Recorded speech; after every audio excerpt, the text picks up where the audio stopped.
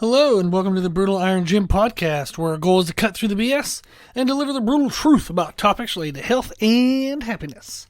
Today's podcast number 1637.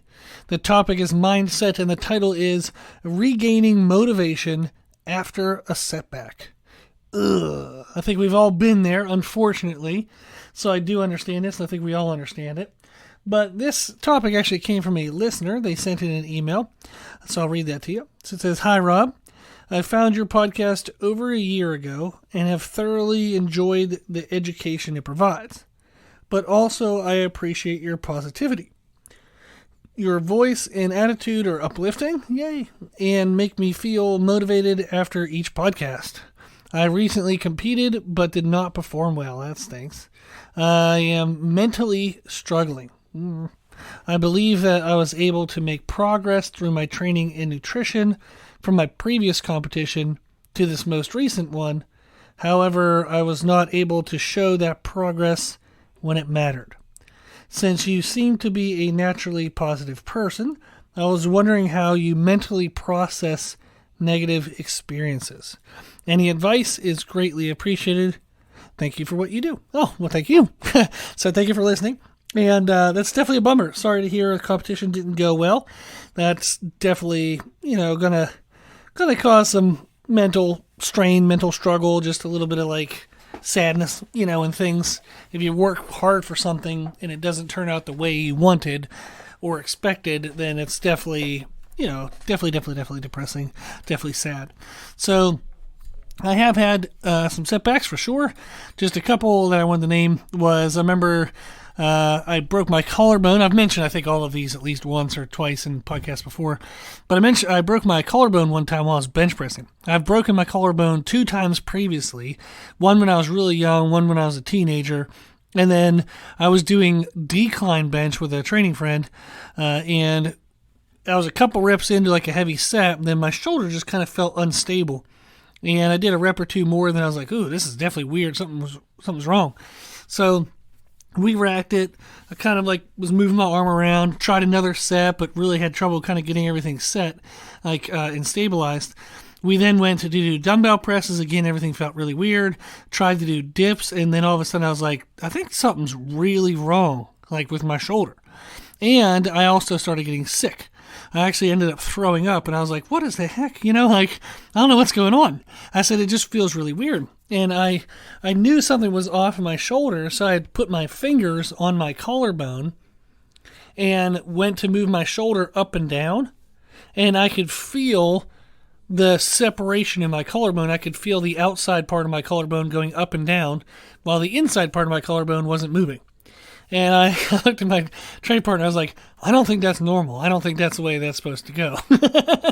So he felt it, and he goes, ooh, that's weird. And I was like, this isn't good.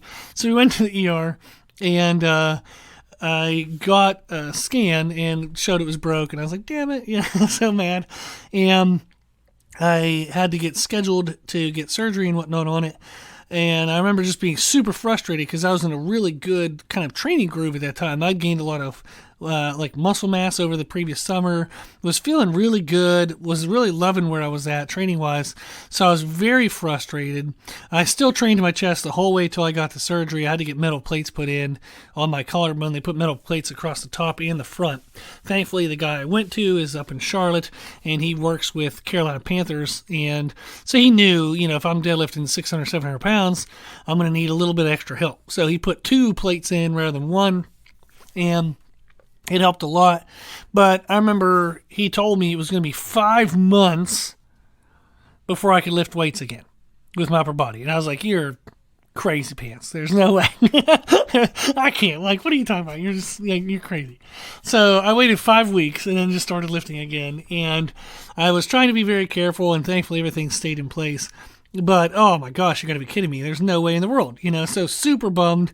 I was in a good groove, and it just got kind of like taken away from me. And the thought of having to wait 5 months before I could train my upper body again was absolutely ridiculous. So that was very frustrating, definitely a setback. I had a back injury one time. I was doing a deadlift competition with some friends, and I was on like the 16th rep of like these like high rep deadlifts. And I remember I got kind of halfway up, And then all of a sudden my legs kind of went numb, and I felt this, I don't even know what to explain. It was just like this wet, it felt like a wet feeling went down my legs, but it was like a hot, warm, wet feeling.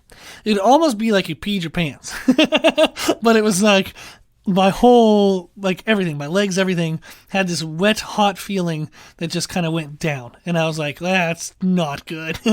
So long story short, I ended up, one of the discs in my back slid out to the left.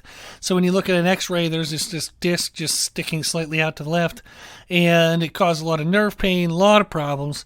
I had back pain all day, every day, literally all day, every day. There was no way to get away from the pain for 14 months. That was mentally and physically exhausting because I was running the gym at the time, training people 10, 12 hours a day. And I did not have the bandwidth to deal with that. So that was a huge, horrible, frustrating, annoying process. But thankfully, all pain-free, everything good now. I just basically killed the nerves and just dealt with it. So thankfully I didn't need to have surgery, but it took me 14 months to finally have a day where I woke up and I wasn't in pain. And it was, I remember I was just like, I wake up and I'm like, get up out of bed. I'm like, what? My back doesn't hurt? Oh my God. So super excited. Then 2 other times remember when I opened the gym, I was crazy overwhelmed. It was the first business I'd ever owned, first time I ever tried something big like this. Huge financial pressure. Tons of, I got to take a loan out to get the equipment. I was waking up in my bank account in like the negatives with like overdraft, warnings and all these things, and figured it out. But it was an enormous stress to have like the financial pressure plus the balance, working 70 plus hours a week with all my own personal goals of like trying to eat, try to sleep every now and then. So that was very big setback and really challenging to navigate through that. And then in 2020, my wife's mother had a stroke, which caused a lot of craziness on top of what 2020 already was. So we had to move her from New Jersey down to South Carolina. We became the primary caretakers and had to take her everywhere and do everything. So that was crazy because I had to change my whole business model and make myself available to help with all of that. And it was just nuts, absolutely nuts. We're still trying to get back from that. So been through a lot of setbacks, some injuries, some life stuff, financial stuff, some health stuff. So a little bit everywhere. That's why I figured I'd give those examples.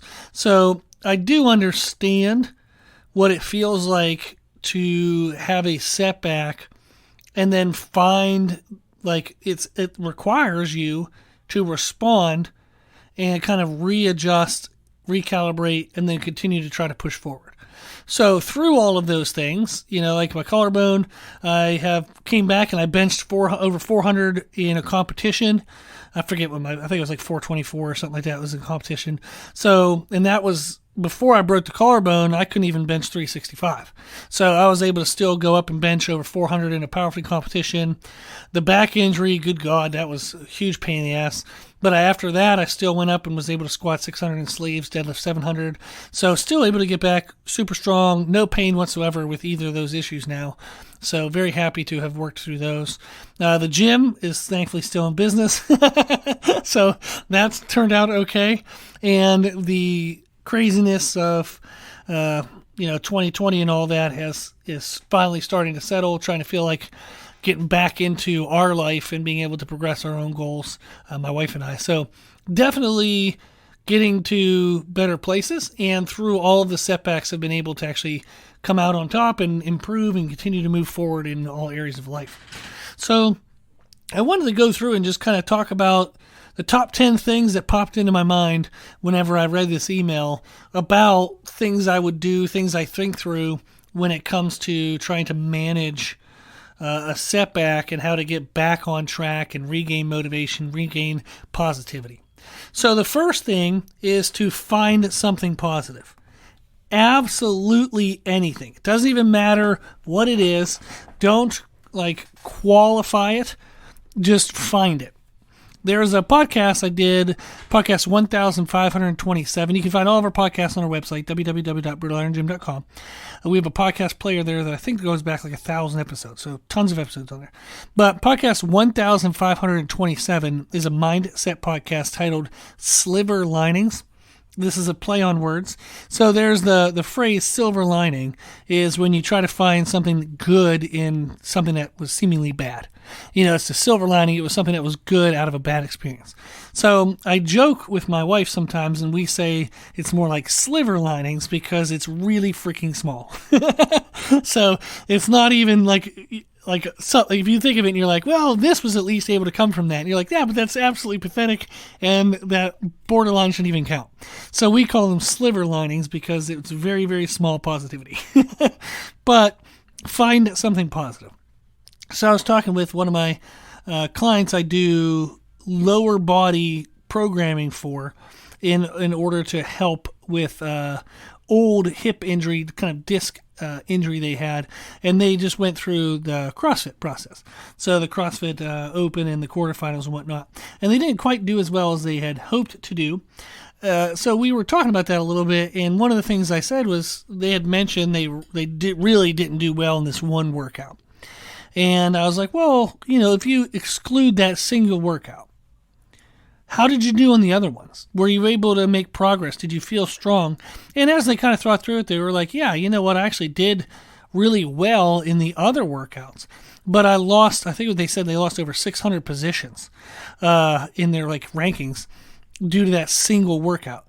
Whereas if they eliminate that workout, overall, they were actually able to make progress, and they can feel the progression that they've been making in their training and nutrition. So that was kind of the idea is to try to find something positive.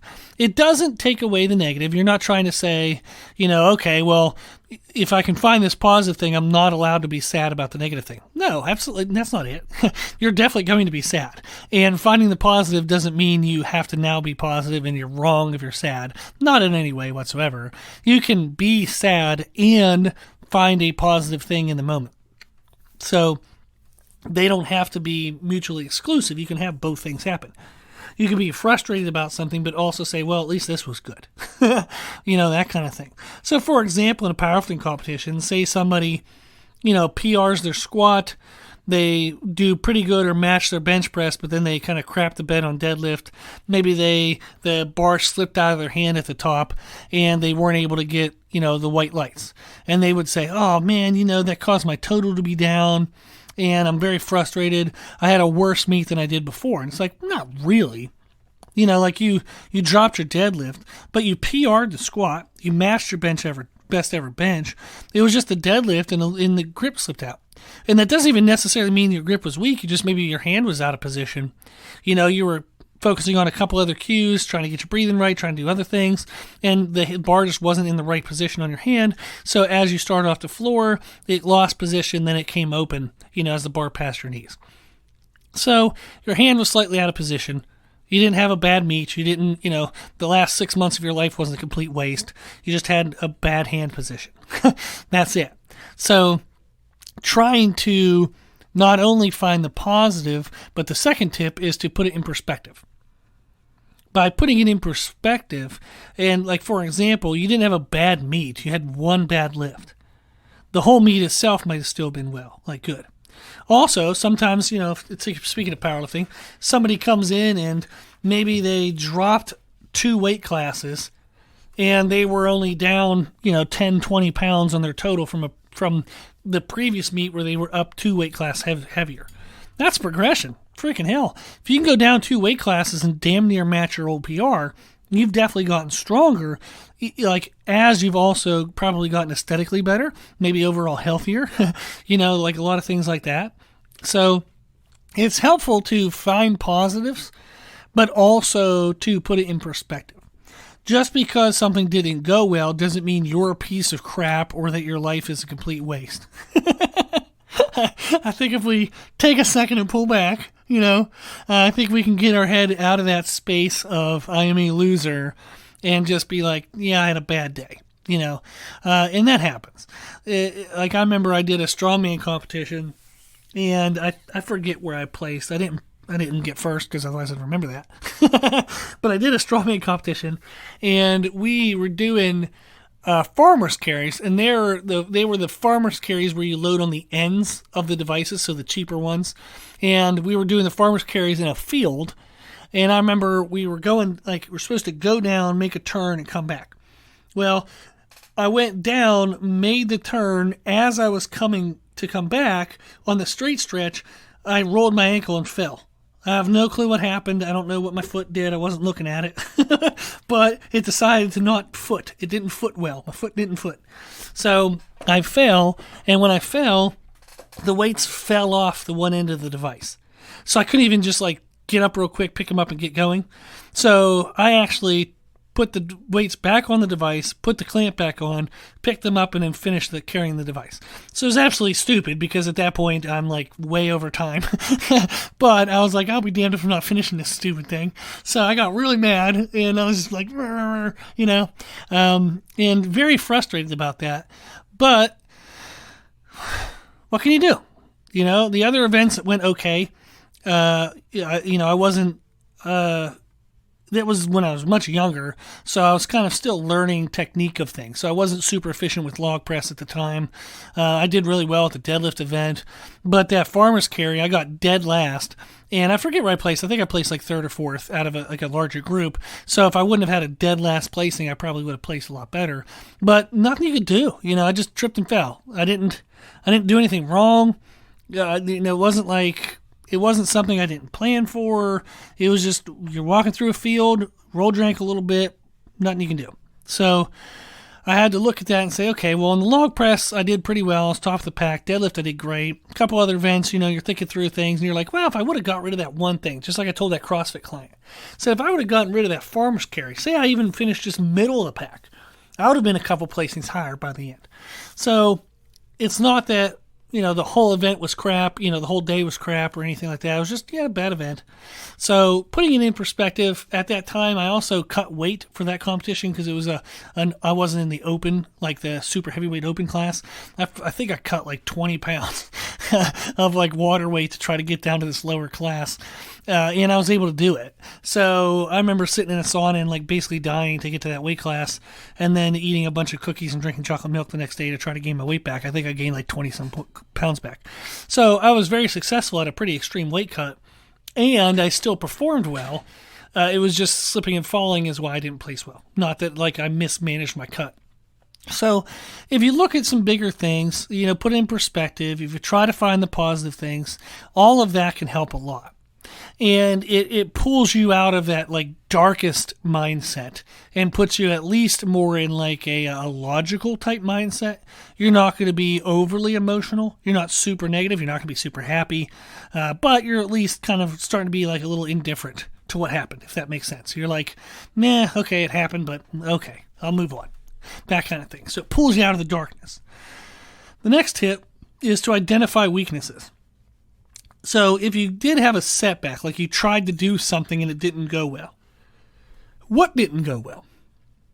Can you identify a weakness?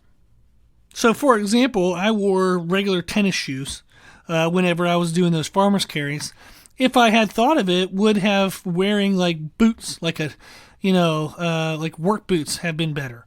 Maybe they would have had a little more rigidity, to the ankle support, and I wouldn't have rolled my ankle. So that's true. That's something I could think, hey, maybe I could try that next time and see if that helps. So you want to identify weaknesses. So the CrossFit client is dealing with a lot of tricep tendonitis, and that gave them a lot of issues with handstand push-ups against the wall.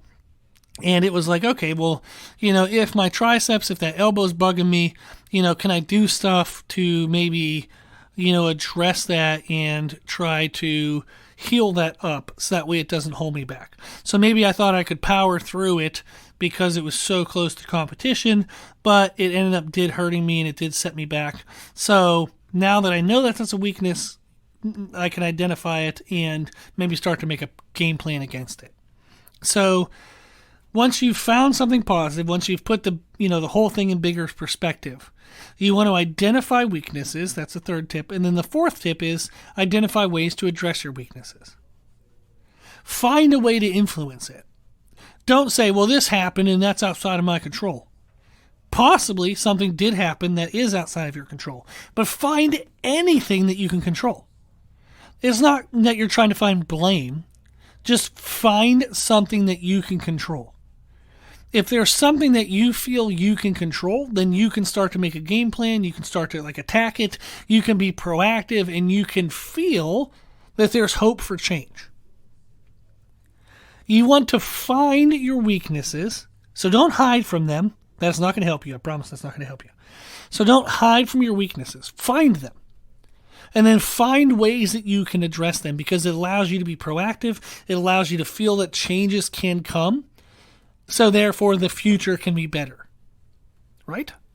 So the third tip was identify weaknesses. The fourth tip is identify ways to address your weaknesses. The fifth tip is to set a new goal and make a plan. So are you going to do another competition?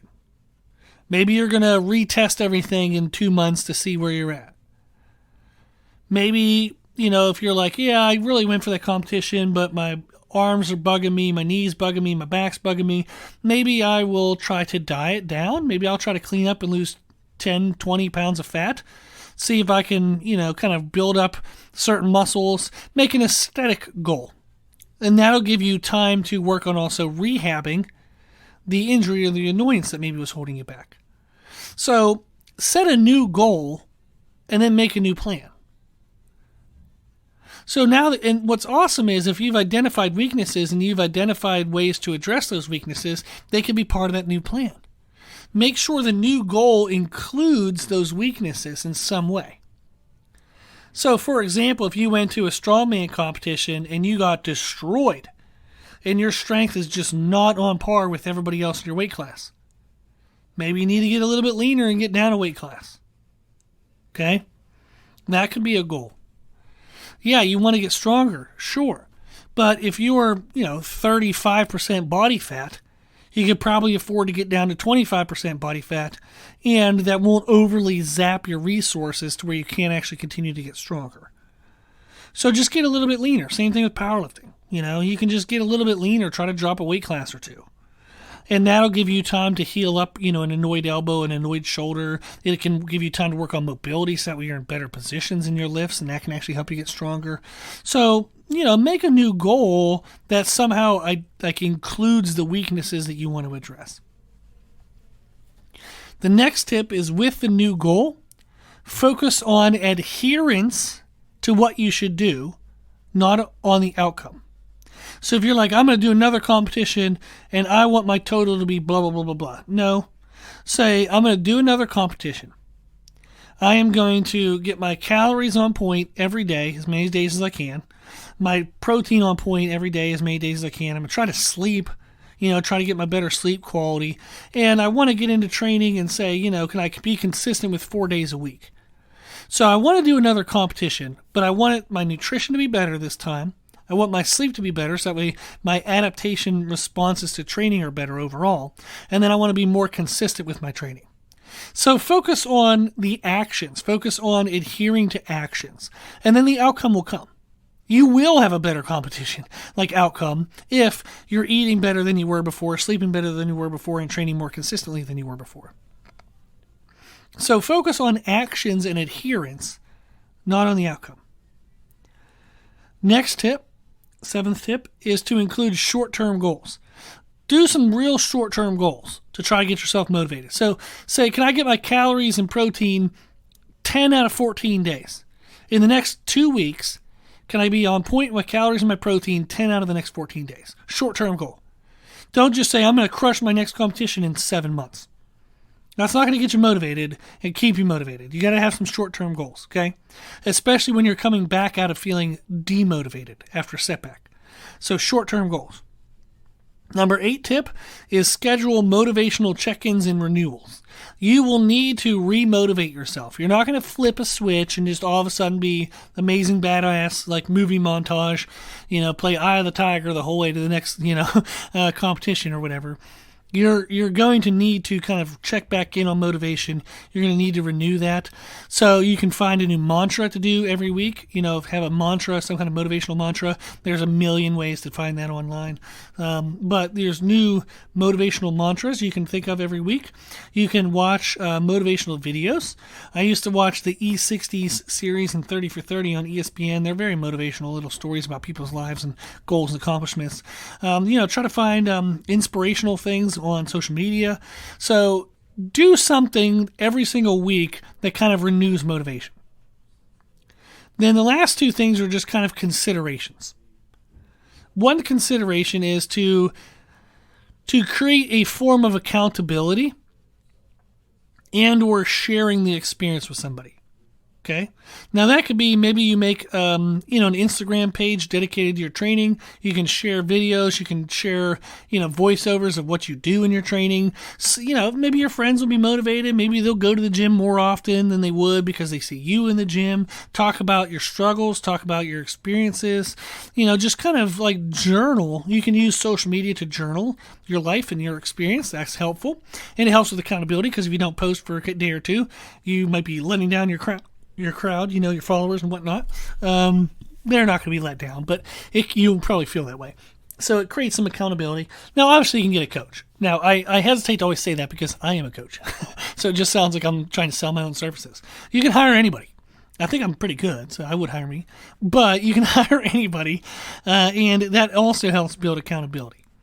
And then also sharing the experience. Maybe you have somebody you want to train with. Maybe you get on, social media page where I know like my mom is part of Old Ladies Lift on Facebook, which is a group for older ladies who lift weights, hence the name.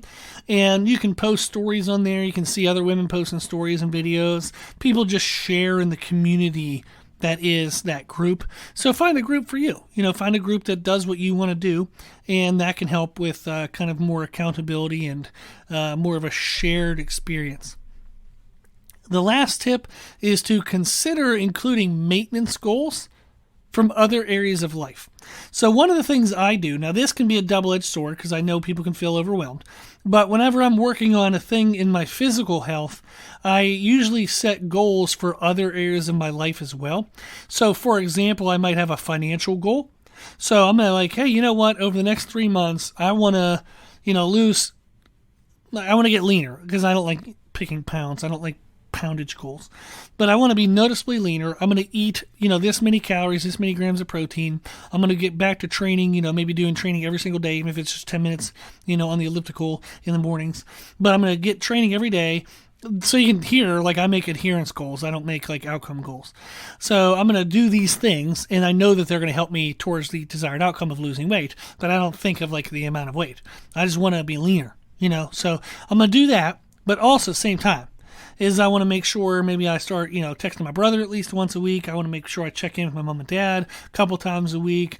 Maybe I want to have a no spend goal. Maybe I'm going to try to, limit my spending outside of normal expenditures down to, X amount per month.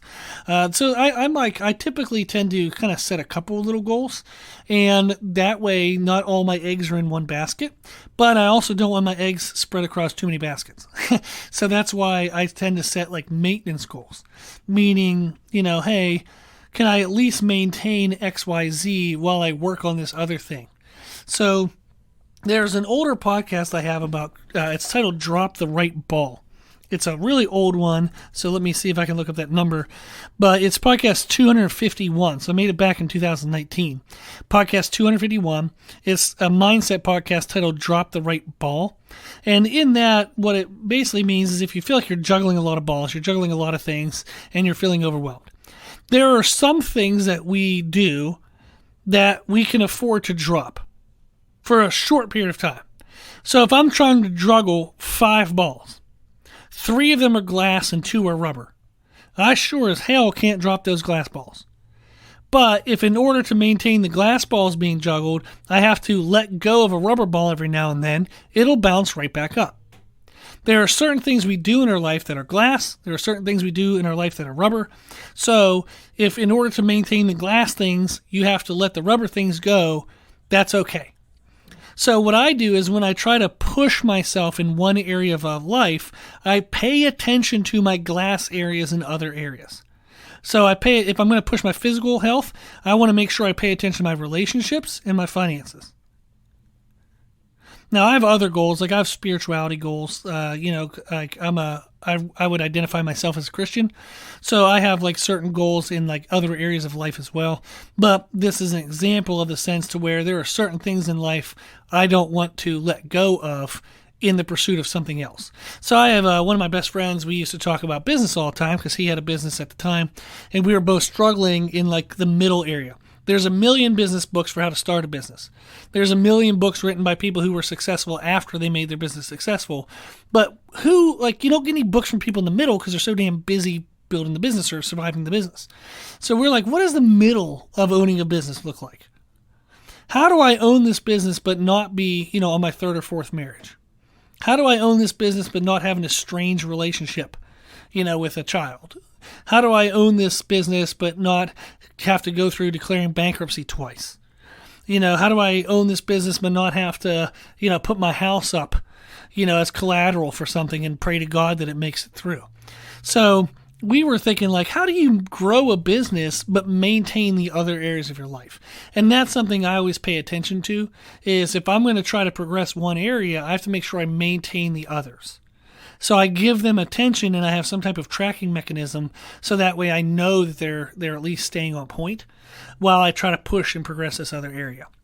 Now, that can be, like I said, a double-edged sword because you feel like you have extra pressure, but I don't want to just be constantly chasing after things but never make it anywhere forward. So I don't want to chase one thing while these two things fall, then go try to chase the other thing while the other thing fell. So I want everything to be progressing forward at different rates and different stages, but always forward. So I spread myself out in the sense to where I make sure I'm doing some kind of tracking mechanisms for all my areas that I consider are glass areas versus rubber areas. If it's a rubber area, I let it fall off, but I do give it attention and say, hey, I can back off this for the next month, but I got to check back in next month and see where this is at. So that's very helpful as well. So those are basically 10 tips of how I kind of manage my mindset after a setback. I try to find the sliver lining, find anything positive, no matter how ridiculous it is. I then try to put the whole experience in perspective with the rest of my life.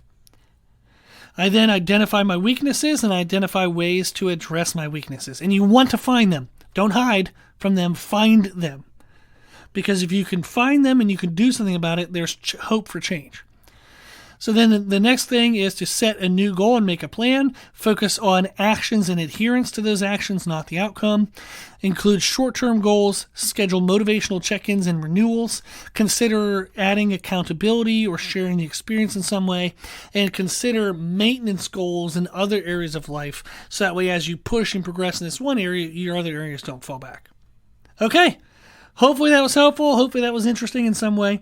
If you have any questions or you need anything, my email is brutalirongym@gmail.com. I love that people are reaching out now. It seems like I'm getting to make a podcast every time from somebody reaching out now, which is just super fun and super amazing. I've always wanted this podcast to be something where people felt like it was a resource for them. And if they ever had questions, if they ever had a need, they knew that they could get answers and they could get support. That's what I want. I want you to feel supported by this podcast. So thank you very much for everybody that's reaching out. This is really, really cool. I love hearing from people just everywhere now. So the podcast is across so many countries. I actually have 7 clients. I have clients in 7 countries now. So it's really, really, really amazing. I am insanely blessed and grateful. Very grateful. So thank you everybody who listens. And again, if you need anything, reach out. My email is brutalirongym@gmail.com. Okay. Well, if you like our podcast, please share it. The more people we share it with, the more people we can help them, feel supported and live their best life. Thank you to those who donate to support the podcast. You can do that on our website, www.brutalirongym.com. Even just $5 a month, anything you can give, it goes towards the hosting costs and everything like that. So I really appreciate it. Thank you. And then if you like the information we share in our podcast, I do share more on our social media channels. You can find us and follow us on Instagram and YouTube under the name Brutal Iron Gym. As always, I hope this was helpful, and thank you for listening.